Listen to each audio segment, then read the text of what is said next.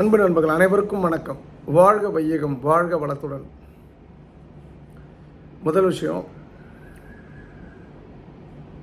கரெக்டாக ஒரு 48 ஒரு 70 ஹவர்ஸ்க்கு முன்னாடி ஒரு டாக்டர், ஹை டாக்டரை போய் பார்க்க போயிருந்தேன் சென்னையில். பட்டு அவர் எங்கேன்றெல்லாம் சொல்கிறது சரியாக இருக்காது. தொழில் அவருக்கு நம்மளால் ஒரு சங்கடம் கூட வரக்கூடாது. ஒரு 1 ஹவர் காத்திருப்பு பின் அழைக்கப்பட்டேன். அதனால் அப்போவும் அவருக்கு வேண்டப்பட்டவங்க யாரும் வந்தாங்க. அந்த அட்டெண்டர் அவரை விடுறதுக்கு எத்தனைத்த போது நான் உள்ளே போயிட்டேன். அப்புறம் அந்த அட்டெண்டர் சொன்னேன், அவர் ஏதோ லேப்டாப்பில் ஒர்க் பண்ணிட்டுருக்கார் சார் அப்படின்னோடனே அவரும் சரின்னு சொல்லிட்டார். பசி, பயங்கர பசி. நம்ம 2 மாதிரி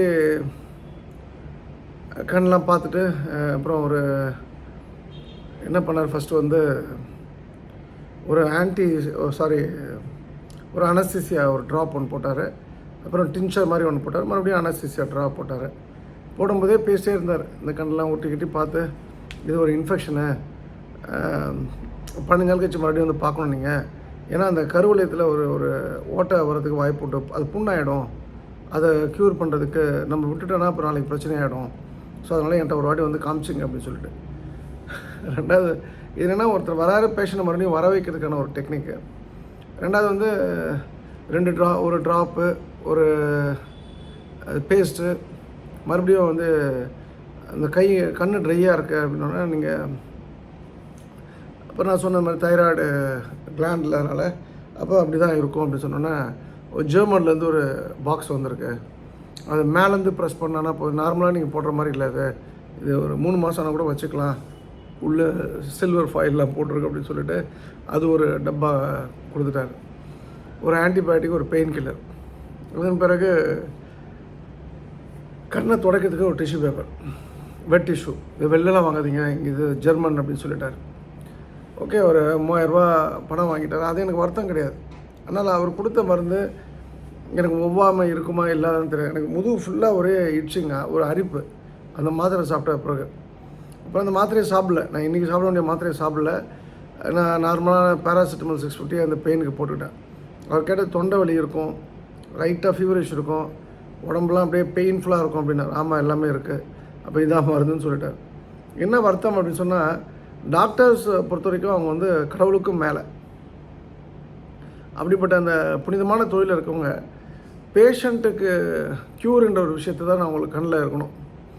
ஒரு பேஷண்ட் வந்துட்டான் அப்படின்னா அவனை எப்படி ஒரு ஏடிஎம் மிஷினாக யூஸ் பண்ணலாம், எவ்வளோ பணம் பறிக்கலான்ற ஒரு எண்ணம் நல்ல எண்ணம் கிடையாது. இது ரொம்ப வருத்தத்துக்குரிய விஷயமா இருக்குது. ஒரு எமர்ஜென்சிக்காக அந்த கூகுள் பார்த்து அந்த ஆஃபீஸ் பக்கத்தில் அந்த ஹாஸ்பிட்டலாம் திறந்துருந்தாலும் அங்கே போனேன். பட் இன்னும் சரியான பாடு இல்லை. அது 2வது விஷயம். அது இப்போ மேட்டர் இல்லை. அது இன்றைக்கோ நாளைக்கோ சரியாயிடும். பட் ஆனால் ஒரு தூக்கி கொண்டாடப்பட வேண்டிய மருத்துவத்துறை இது போன்ற டாக்டர்ஸால் எவ்வளோ ஒரு கீழ்த்தரமான ஒரு நிலைக்கு போயிருக்க பாருங்கள். பணம் என்பது முக்கியம்தான் ஒரு மனிதனுக்கும். ஆனால் ஏமாற்றி ஒரு டாக்டர் பணம் சம்பாதிக்கிறாருன்னா, அப்போ இவருக்கும் ஒரு திருடனுக்கும் என்ன வித்தியாசம் இருக்குது? இவருக்கும் ஒரு செயின் புல் பண்ணவனுக்கும் என்ன வித்தியாசம் இருக்குது? இது போல் டாக்டருக்கும் ஒரு பிக் பாக்கெட் அடிக்கணும் என்ன வித்தியாசம் இருக்குது? ஸோ சிந்தித்து பார்ப்போம். இது எனக்கு அவரை குற்றம் சொல்கிறதுக்காக இந்த விஷயத்தை நான் பேசலை. இதில் எவ்வளோ நல்ல டாக்டர்ஸ் இருக்காங்க. இன்றைக்கும் எனக்கு செல்வன் டாக்டர்னு ஒருத்தர் உண்டு. அவர் இப்போ அப்போலோ காவேரிலாம் பார்த்துட்ருக்காரு. அவர் நீங்கள் பர்சனலாக கிளினிக் போனீங்கன்னா அவர் உங்களுக்கு ஸ்கேனு, ஏதோ ஒரு பிளட்டு ரிப்போர்ட்டில் தான் வாங்கணும் அப்படின்னா அது எழுதி கொடுப்பாங்க இல்லையா, அதிலே 50% டிஸ்கவுண்ட் போட்டு கொடுத்துருவார். 55% டிஸ்கவுண்ட்டு அப்படின்னு போட்டு கொடுத்துருவார் யாராக இருந்தாலும். அந்த பணம் நிறைய பேர் என்ன பண்ணுவாங்கன்னா, ஒரு 100 ரூபா பில்லுன்னா 50 ரூபா அந்த டாக்டர் ரெஃபர் பண்ண டாக்டர் கொடுத்துருவாங்க ஸ்கேன் சென்டர்லேருந்து. அந்த வேலை கூட பண்ணாத டாக்டர். அவர் 100 பேர் வந்தாங்கன்னா 50 பேர்கிட்ட ஃபீஸ் வாங்க மாட்டார். இப்போ தான் ரொம்ப வற்புறுத்திலாம் எல்லாம் ஃபீஸ் கொடுக்க ஆரம்பிச்சிருக்காங்க. அதனால் டாக்டர் எல்லாருமே நான் அந்த கம்ப்ளீட் ஃபெர்டிலிட்டி அந்த குழுவே நான் சொல்லலை. ஒரு சில டாக்டர்ஸ் இப்படி தப்பாக இருக்காங்க. பணம் என்பது நோக்கம் வரும்போது அங்கே க்யூர்ன்றது இருக்காது. அந்த பேஷண்ட்டுக்கு என்ன நடக்கணுமோ அது நடக்காது. ஸோ அதனால் இது ஒரு வருத்தத்துக்குரிய விஷயமாக நான் பதிவிட விரும்பிக்கிட்டேன். 2வது விஷயம்,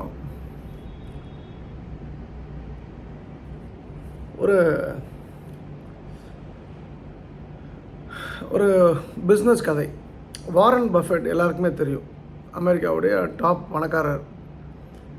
அவர் என்ன பண்ணுறாருன்னா, ஒரு முறை ஒரு புகழ்பெற்ற நூல் மில்லுடைய பங்குகளை வாங்க ஆரம்பிக்கின்றார். அப்போ வந்து ஒரு இன்வெஸ்ட்மெண்ட் கம்பெனி வச்சுருந்தார். அதாவது பணம் இருக்கும், அதை ஷேர்ஸ் வாங்குவார், அவ்வளோதான். அதுதான் அவரோட வேலையாக இருந்தது. அப்போது அந்த நூல் பிஸ்னஸ் கம்பெனி வந்து அந்த வீவிங் கம்பெனி நூற்பாலை என்பது வந்து அந்த மார்க்கெட்டே வந்து கொலாப்ஸ் ஆகிற டைம். அதனால் $7 $6 $7.5 அப்படின்லாம் வாங்க ஆரம்பித்தார். அவர்கிட்ட ஒரு டைமுக்கு அப்புறம் பார்த்தா 7% ஷேர் வந்துடுச்சு. ஆனால் வந்து அவர் ஒன்றும் முட்டாள் கிடையாதுல்ல. அவர் கூட்டி கழித்து பார்க்குறாரு. ஒரு ஷேர் வந்து $7 வச்சுக்கோங்க நம்ம ஊர் காசுக்கு. அந்த கம்பெனியை விற்றோம் அப்படின்னா ஒரு ஷேருக்கு $19.50 கிடைக்கும். அப்போ அது வந்து ஒரு பெரிய படம் அது. அப்போ அதை கால்குலேட் பண்ணி தான் அதெல்லாம் வந்து ஷேர் வாங்க ஆரம்பிக்கிறார். இதை தெரிஞ்சுக்கிட்டு அந்த சிஇஓ, அந்த நூற்பாலையோட சிஇஓ என்ன பண்ணுறாருன்னா, பஃபெட்டை கூப்பிட்டு, உங்கள்கிட்ட இருக்க ஷேராக நான் வாங்கிக்கிறேன், $11, அதாவது $11.50 வாங்கிக்கிறேன்னு சொல்லிடுறாரு. இவரும் ஒத்துக்கிறார். சரி, வந்த வரைக்கும் லாபம் தானே, நம்ம $7 போட்டோம், $4 வந்தது, நம்ம அடுத்த வேலையை பார்க்கலான்னு சொல்லிட்டு. ஆனால் அக்ரிமெண்ட் போடும்பொழுது 11.34 போடுறார்.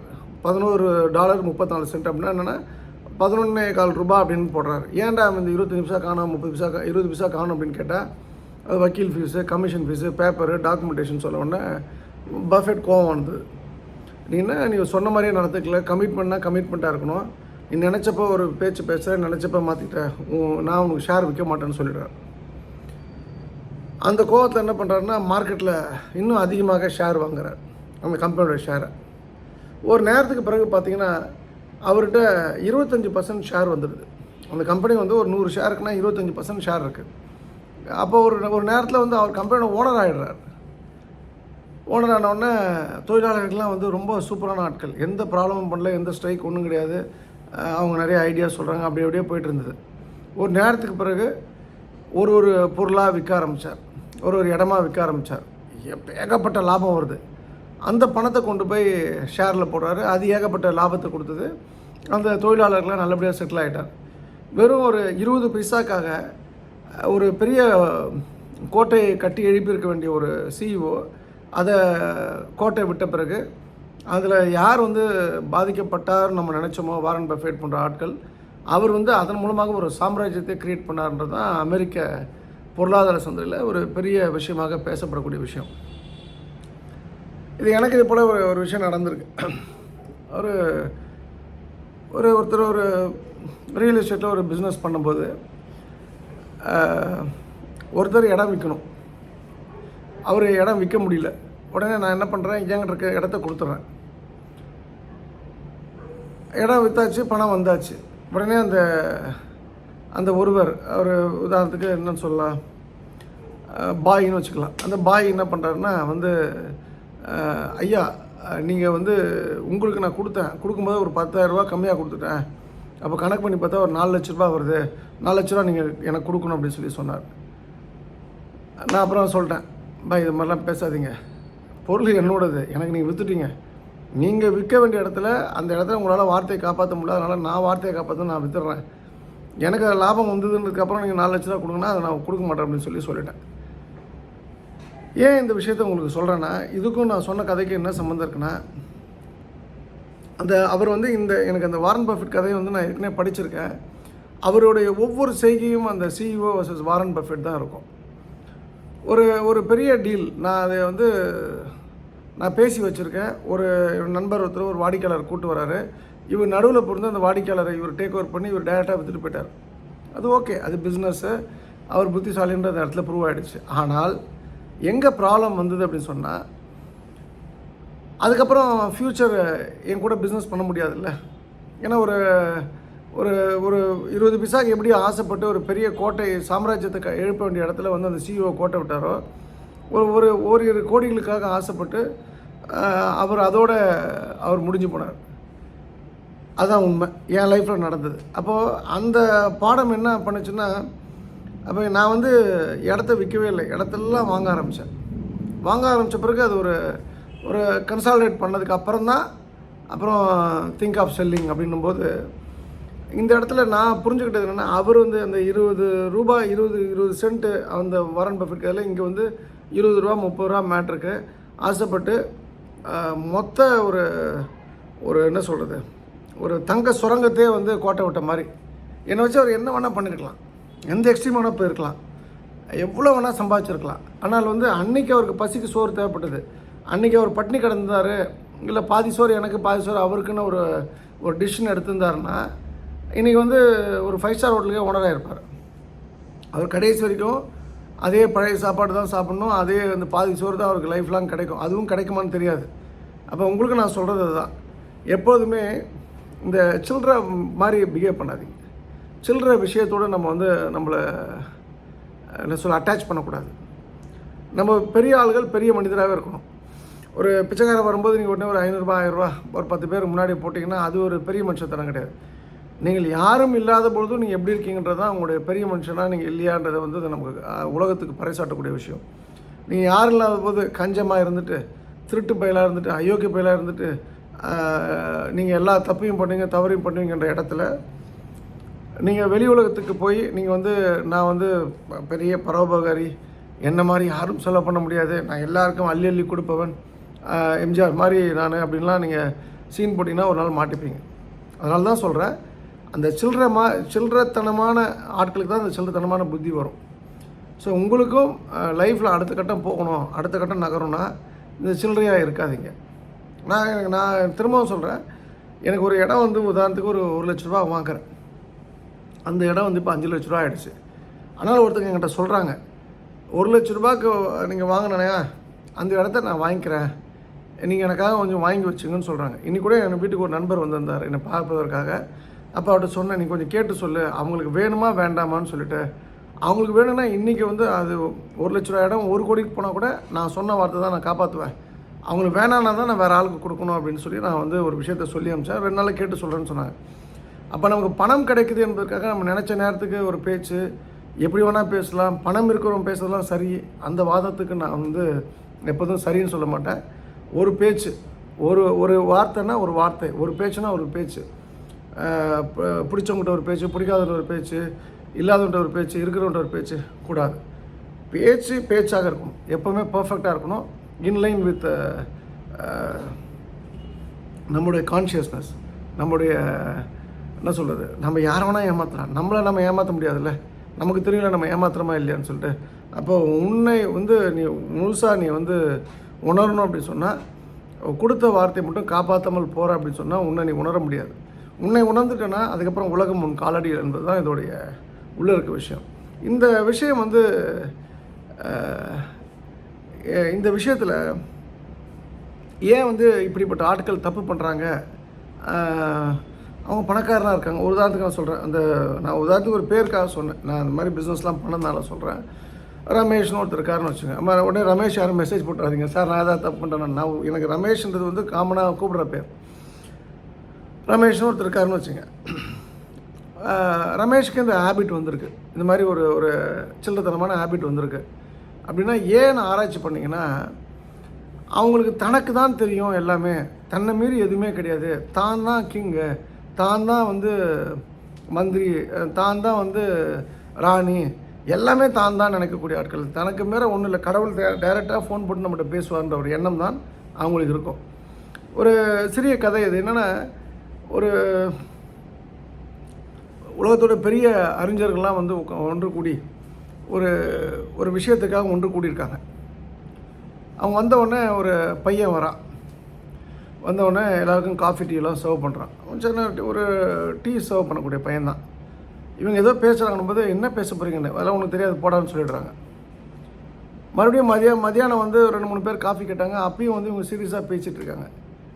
அப்பயும் இவன் கேட்குறான் ஒருத்தன், என்ன தான் பேசுறீங்க இவ்வளோ காரசாரமாக பேசுங்கன்ட்டு. டேய் டீ கொடுத்தியா போனியா வந்தியா போனியான்னு, உனக்கு ஏன் தேவையில்லாத விஷயத்தான் தலையிட்டுருக்க அப்படின்னு சொல்லி அவன் தலையில் ஒரு லைட்டாக செல்லமாக தட்டி அவனை அனுப்பிச்சிடுறாங்க.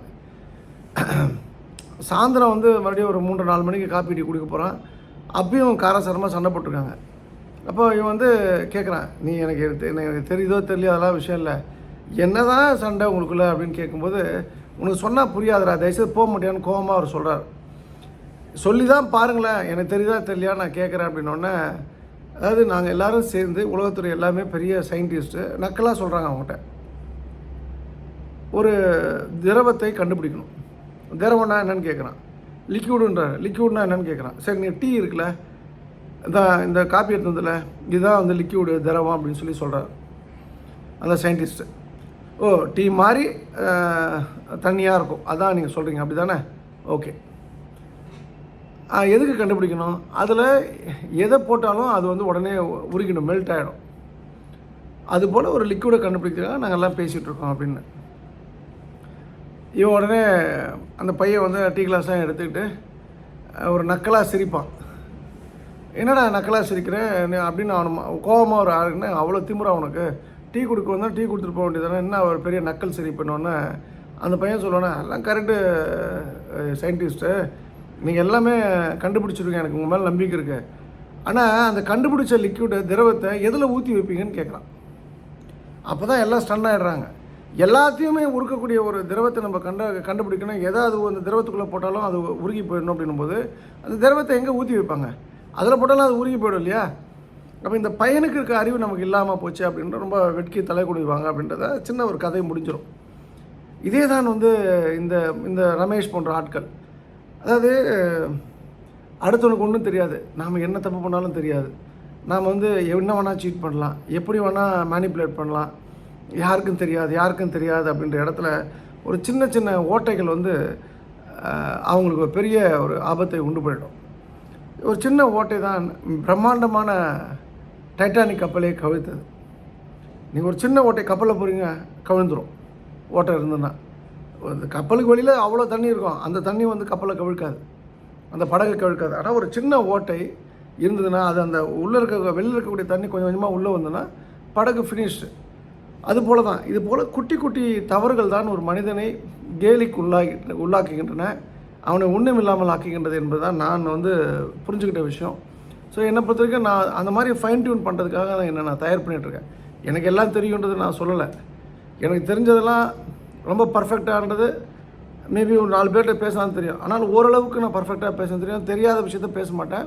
ஒரு 10 பேர் இருக்காங்க, தெரிஞ்ச விஷயம் மட்டும் தான் பேசுவேன். தெரியாத விஷயத்தை எந்த சூழ்நிலையும் வாயை திறக்க மாட்டேன். தெரியாதுன்னா தெரியாதுன்னு சொல்லிவிடுவேன். அது வந்து என்னுடைய சுபாவம், என்னுடைய ப்ராட்டப் அப்படி தான். இப்போ நீங்களும் வந்து அந்த ரமேஷ் போல் இருக்காதீங்க. தெரியாதுன்னா தெரியாது சொல்லுங்கள். எல்லாமே எனக்கு தெரிஞ்ச மாதிரி இருக்குன்னு நினைக்காதீங்க. ஒரு சில்லறத்தனமாக இருக்காதீங்க, சில்லற புத்தியோடு இருக்காதீங்க, சில்லற மனிதனாக இருக்காதீர்கள். ஏன்னா சில்லறைகள் வந்து சத்தம் அதிகம், ஆனால் மதிப்பு ரொம்ப குறைவு. நீங்கள் மதிப்போடு வாழணுன்னா சில்லறையாக இருக்காதீர்கள். இந்த அருமையான வாய்ப்பு கொடுத்த ஆண்டாளுக்கு நன்றி. மீண்டும் நாளை இரவு சந்திப்போம். சர்வம் கிருஷ்ணார்ப்பணம். ஸ்ரீராமஜெயம் ஸ்ரீராமஜெயம்.